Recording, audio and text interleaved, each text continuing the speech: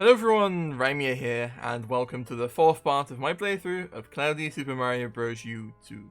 So this is the mod that I've been working on for the past few years, and it finally released like 2 weeks ago now.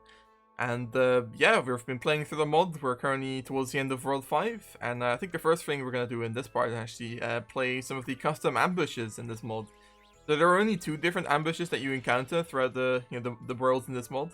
And this is the only one that's like a traditional ambush. But I still kind of tried to put my own spin on it.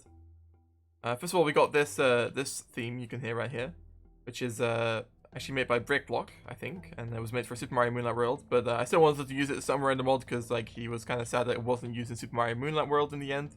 So I decided to put it in the ambush because it kind of still has like that upbeat tempo and stuff. Oh, I'm talking a lot. I forgot we had a limited timer for these things. And yeah, we also have these they're actually retextured glow blocks, which kind of serve the same like purpose that they do in newer Wii as well, where they're also pink. And yeah, you can just kill enemies with them, and that way you can kill the boos. The reason I included those instead of just having the original kind of ambush was because I'm not a fan of the way in the original ambush where you just have to wait to get a star block. Like that's just lame to me. I don't know. So I preferred giving the player some way to actually kill the boos. Which happens to be possible with the glow blocks like that. So yeah, that's nice. This mushroom house here, by the way, isn't like edited or anything. It's just a normal one. You can tell because it's the red one instead of the pink one. Anyways, let's move on to proper levels now. Alright, Treetop Tumble. This was originally an Autumn Bridge stage that I showed on my channel like 3 years ago at this point. It was one of the first like levels in the stage showcase series that I did. And so, yeah, this one's gone through a lot of changes since then. Of course, there's no longer Autumn. The Autumn stage ended up being the B stage instead. But also just in general, there's been so many sections added and removed, and like it's been completely retiled, of course. It's actually been retiled multiple times with different tile sets as well. And yeah, now it's just this kind of more slightly generic bridge stage, I suppose, but it also still, continues the whole, treetop kind of bridge aesthetic, so that's nice. We also get to hear this cool Athletic New Super Mario Bros. Remix, which was done by a guy named Hyuga FX, I think it is. Who I found him on YouTube, and I asked him whether I could use his remix, and he said yes. So here it is. Get an icon suit, right? It is probably maybe the most elaborate 8-bit cloud in the whole mod. So if you remember, there are 8-bit clouds hidden in every level in the mod. And you might see here that, well, there's this little hole in the bridge here. And also, there's, like, ropes hanging down, and there's, like, a canopy and stuff. So if you go down here, or if you just, jump down here or whatever, the canopy will actually move out of the way. Because, of course, the canopies are models. They're actually objects, so I can just path control them. So this is the only time I actually do that in the mod. And you can jump here and hit the vine. And then you hit this one-up block, and also over here is the cloud, which is kind of, like, colored to match, like, the sky and stuff. Because, of course, that tends to be what clouds are like. So, yeah, that's a nice one. At one point, this level featured the, if you remember in some of the early trailers for the mod, had, like, trees, which are kind of like the New Super Mario Bros. 2 trees. And so originally, this level, well, not originally, but in a different version of this level, some of the bridge stuff on this level was on top of those trees. So, for example, I think this section here was probably on top of a tree. But that like, got changed later on, so I had to revert that back to just normal land. Because, of course, you can't stand on the trees we have in the mod now. You also have these moving jungle log platforms here, which are actually, like, they act completely differently from how they do in the original game. If you remember, they had, like, the poles sticking out at the bottom, and they, like, didn't move on tracks or anything. They weren't path controlled at all, actually, in the original game, I'm pretty sure. So I changed the way they work here quite a lot, and I even changed the way the hinge works. So if you notice here, they have a hinge, and that's, because it's rotating. But here, this one doesn't even have a hinge, which is not a thing that's even possible in the original game. And that means that it's not going to rotate, but instead this one's going to fall when you stand on it. So yeah, that's a thing. We also have the orange and blue Shy Guys, which of course match the color of the orange and blue spikes, which are throwing those rock things down. So yeah, it's quite a nice little color coding thing. And now we introduce the mechanic to just, instead of having these platforms swaying, we also have them completely rotating now. And yeah, it's just a natural evolution of mechanics, I suppose. Originally, the 8-bit cloud for this level was actually, for the longest time, it was right behind the midway here. There was like a cloud on this tree or whatever. But I decided that was a little bit too lame, so then I came up with that other setup we saw earlier. Once again, I like doing this a lot for levels, I guess. It's like having the midway room kind of break up the theme of the level, or like the aesthetic, I suppose. So like in the previous episode, you might have seen the underground water level with like the darkness and stuff, and then the midway room was still like a forest section. And now once again, we also have a forest section to break up the bridge sections. Yeah, you can fall down here and go into this little layer 0 hole to get down to this bonus room. I give the player a power up here. I think there's also a power up like above where I just went into the pipe there, so that's why, yeah, kind of compensating. This is just a fun little evolution of the mechanics we saw earlier. You know, we continue with the rotating platforms. This auto-scroller section here was actually added in post-production, so it wasn't here originally. It's just because the second half of the level is quite short compared to the first half, I felt. I also felt like this was just like a big missed opportunity to have these path-controlled jungle log platforms and then not do something like this. It just felt right, you know. But I still wanted to make sure that the level didn't end on an auto-scroller because I felt like I was probably doing that too much, you know. So instead now, you know, it's kind of like the thing you do after the midway, but not at the very end of the level per se. There's some interesting stuff going on with the camera in this zone actually, because you go up here, get a power up actually, and then like the camera like does this, you see. So now it's like kind of more of a threat to fall down on these platforms because they actually drop you down. And you know, if I hadn't done that thing with the camera, then you would have like imagine like you would have fallen down like so far over here. Like it would have felt really jank, but you wouldn't have been able to escape either. So yeah, that just feels wrong to me personally. So instead, we're going for this camera move here to make that a little bit like less jank, even though it might feel a bit unnatural. Okay, so I know it's possible to get this without the Aegon suit. Like I know you can make this jump, but it's really hard. I've seen I think it was Rubly who was playtesting this mod, and he genuinely thought that was impossible when he was trying it. But it's possible. It's just quite difficult. This platform on the left here was added quite late in development because I realized that if you like hit this moving platform and then just didn't like jump on it, you didn't like ride it down, then like imagine here like you just don't know where to go, you know, like it's a blind jump. So now there's this extra platform to the left here to kind of make that more apparent. And then kind of the final evolution of the mechanics here is having the rotating platform on the moving track with the stone spikes as well up above. So yeah. And then just one last section. We have a lot of Goombas in this level, so I thought it'd be fitting to have this like nice little section with the Goomba generator. And yeah, that's it for that level. Okay, now on to Rattle Block Ruckus. Yeah, so the idea of calling snake blocks rattle blocks, I just find that funny because like, you know, the snake blocks make a rattling sound. And there's also such a thing as rattlesnakes. So like calling them rattle blocks, like it just makes too much sense in my mind. I don't know. This is also one of the few levels in the mod to feature these mushrooms, which were actually recolored and retextured completely. Because if you remember the original game, I think like it was the big mushrooms that were blue and red, but now it's the small mushrooms that are blue and red, and the big ones that are green and yellow, or something along those lines. I don't know. But I also just made them look a little bit better, I think, with like the shading on the little like white bits and stuff. I think it just looks a lot nicer.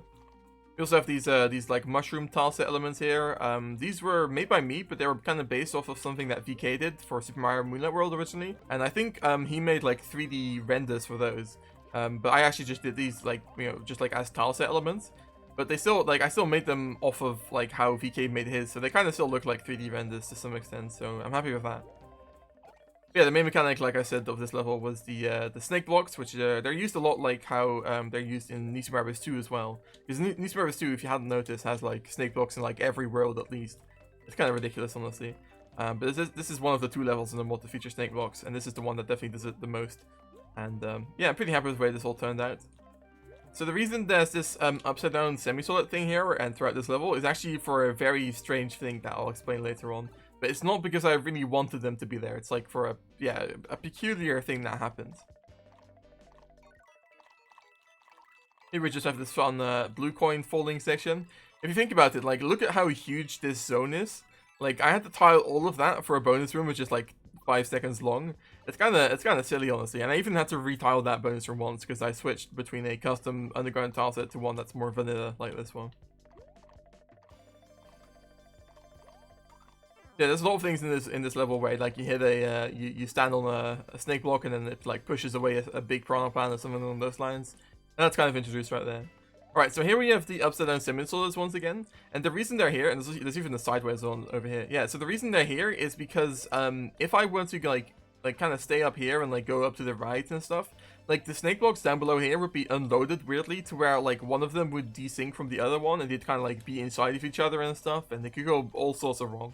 And then once again, if I were to go like back up here now, the snake blocks up above are actually like desynced from each other now probably. But I don't know that because like I can't go back up. But I do know that because before the level didn't have those, and yeah, it would just completely mess up. So I'm happy I came up with a solution for that because I did really like that section there with the big snake blocks, and I wanted to keep it. But yeah, that's the only reason the upside down and sideways semi-solids are even a thing in this level in the first place. So if you go up here, it's actually like one of the more hidden 8-bit clouds in the whole mod because I think most people are probably just gonna like run in here and immediately go into the pipe. But if you wait a little bit longer for the camera to zoom out, then you can see the 8-bit cloud up there, which is integrated into the terrain. Like it's like a big rock thing. That's nice. Of course, this is another Rimea pipe where like I have a bonus pipe at the end of a zone and a normal pipe. If you get the bonus pipe, you get the star coin.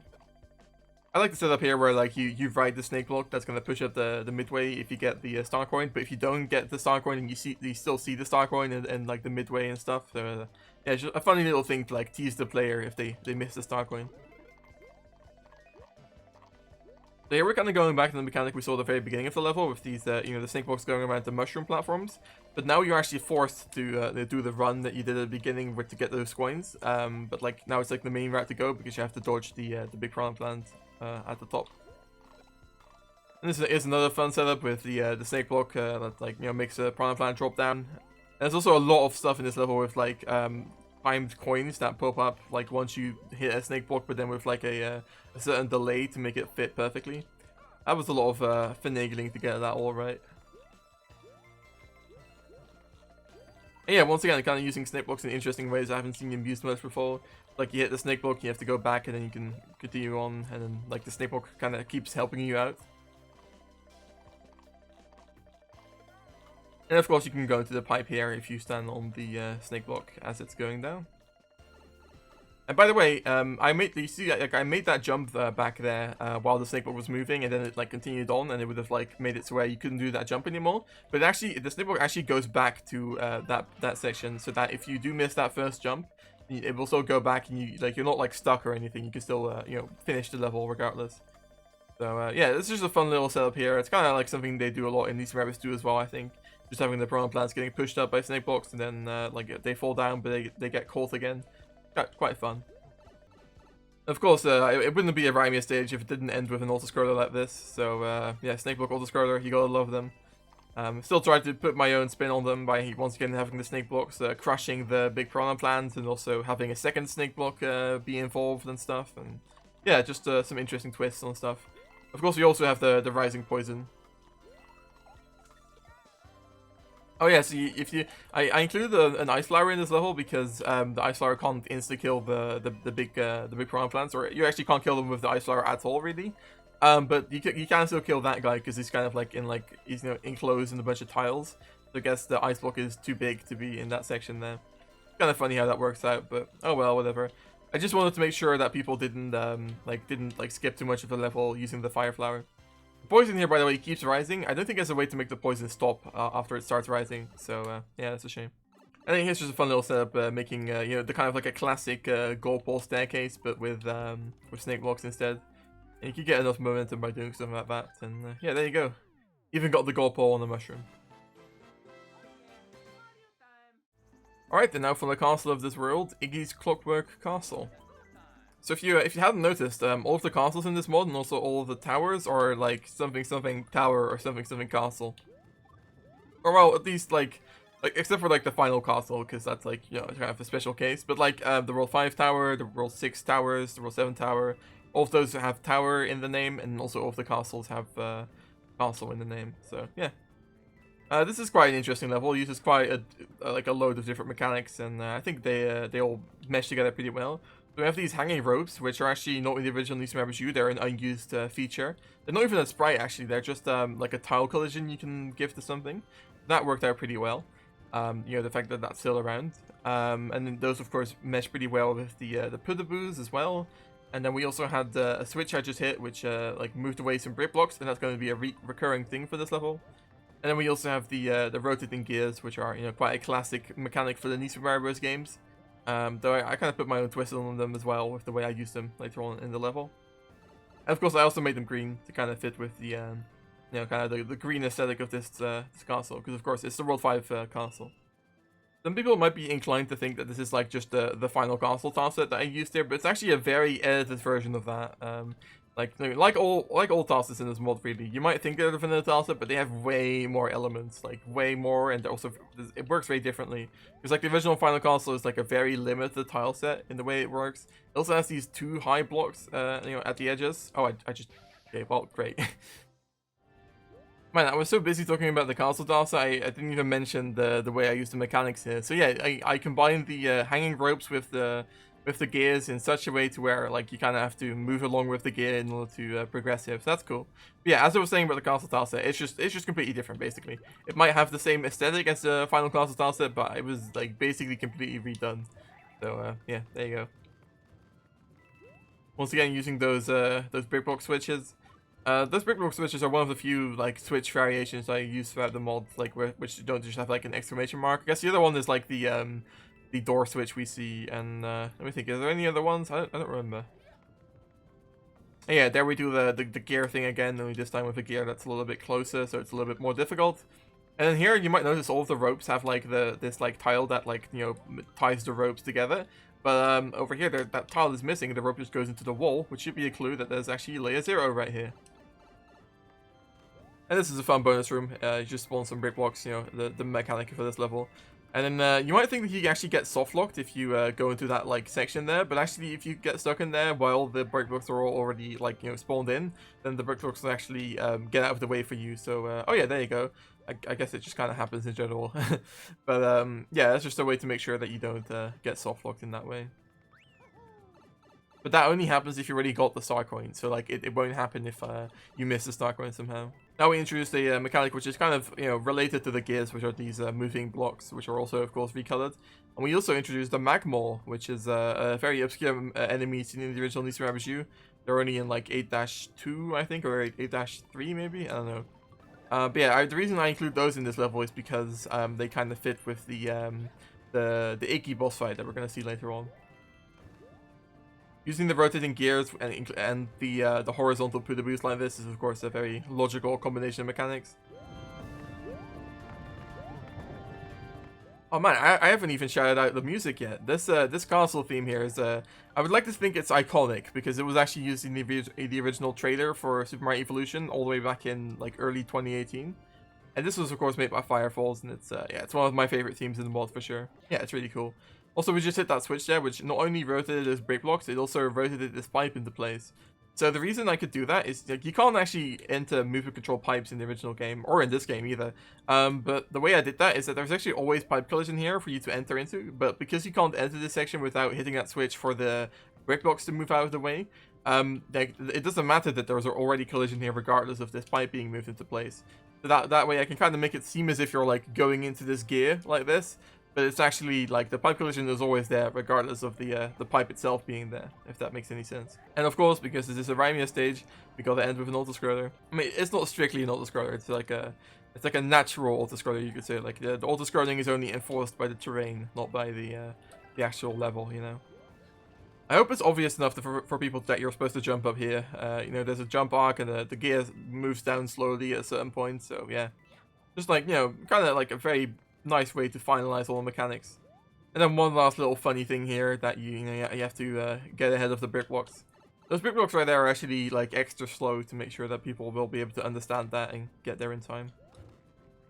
And I've seen a lot of people struggling with this one, which is funny because this bonus room used to be even harder. There used to be 3 Pudaboos, and they used to be closer together. But it's still quite difficult. And if you get hit and you're big and you turn to small Mario, the collision actually like kind of glitches out to where you'll just fall down instead of just continuing to hang on. There's actually a power up right here because if you hit the switch and you didn't get to that pipe right there, then the wall would be right here. So then you always have to power up against the wall. But there's another one right here, which is of course a 1-up, or if you manage to get the star coin. It's definitely one of the most obvious 8-bit clouds in the whole mod, and this is just here because there's also one like this in there's also a New Super Luigi U 8-bit Luigi, or it's not even 8-bit, I think it's just a big Luigi silhouette in New Super Luigi U in this same sort of location.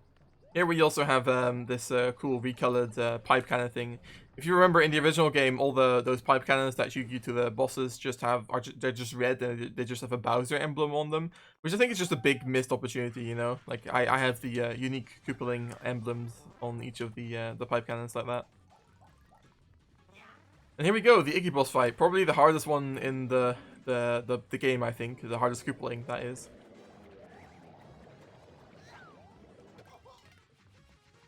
No, it shouldn't be that hard with an Acorn suit, I think. Yeah, I think just mainly like the shell pattern of Iggy and just the general way his like AI moves around is very confusing to me at least.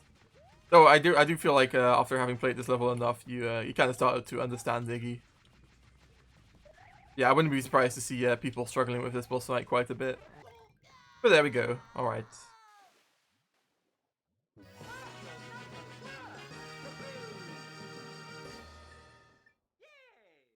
And there we go, Iggy is dead, I think. Or, well, not canonically he's not, but in my mind he is. Also, interestingly enough, like, we would have gotten the whole, like, oh, you got all the star coins in Acorn Forest message here, if it hadn't been for the fact that, for whatever reason, the secret exit route actually skips past the airship, which is over here, you know, the World 5 airship, where you know, like, that level. Yeah, that, like, gets skipped past if you take the secret route, which is, of course, what we did. And that means that you can't actually get all the star coins in this world, and that means that you can't even unlock the World 9 level that's associated with this world. That's a big shame, you know. I would have, if I could have done it in a non-jank way, I would have definitely included this level, and then also been able to include the World 9 level for this world, because it just feels weird that this whole world, which is like just completely playable, but you don't like get like a reward for getting all the star coins in it, and yeah, that's a shame. But oh well, whatever. Nothing I can really do about it, sadly. But yeah, I think that's going to do it for this video, guys. Next time we're going to be moving on to World 6, Dry Peaks, or I guess World 2, or maybe World 3. I don't know how you want to count that. Yeah, I think that's going to do it for this video, guys. I hope you enjoyed, and I hope to see you back in the next part. So yeah, see you later, guys. Bye-bye.